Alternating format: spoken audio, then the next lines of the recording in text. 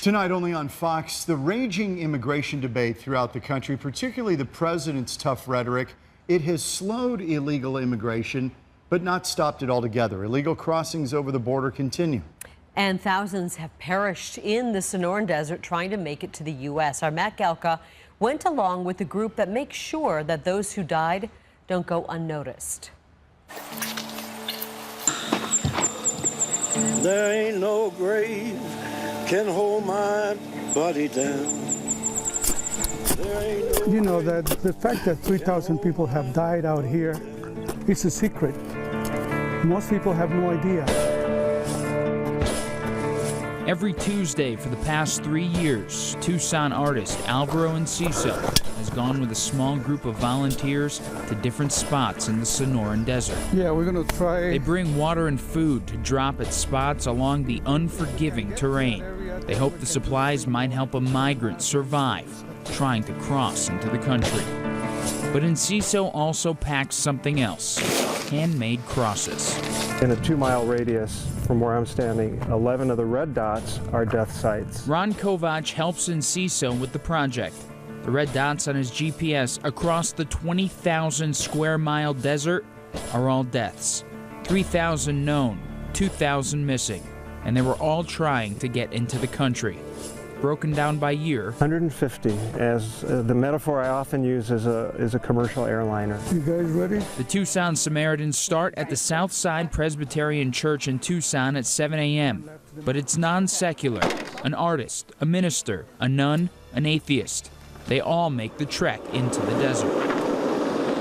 The death sites are in remote locations reachable by dirt roads and through washes. Then maybe a hike. Shovels, cement, water, and the cross are all brought to the death site. Sometimes shoes or other clothing from someone lost to the desert can be seen left behind. I don't know how this person was found, but I'm glad he was found. He or she. Every handmade cross has a red dot, and every volunteer gets one too. Every death is shown with a red dot on the map. So what I'm doing, I'm taking the red dot, which is an abstraction of the map, and bringing it down here where it really happened. Do we have a name? Identified skeletal remains found August 6, 2016.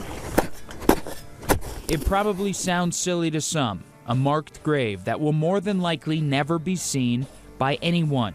But the Tucson Samaritans all believe that, regardless of politics, it's the right thing to do. The American dream is failing to a whole bunch of people here, that we seem to be closing the gate for our neighbors south of the border. Eventually, when the historians begin to write this chapter of American history, it's going to be very sad, it's going to be very shameful that we didn't take care of our neighbors, that we let them die out here.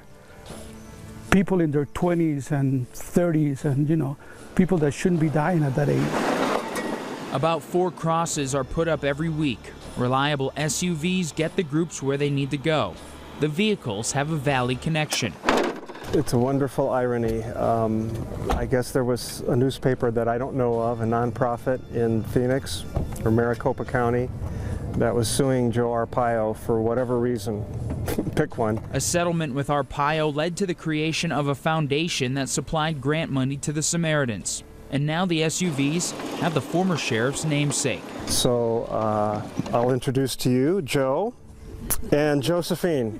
Thanks, Joe Arpaio. Andrea, it's a woman. Andrea Antonia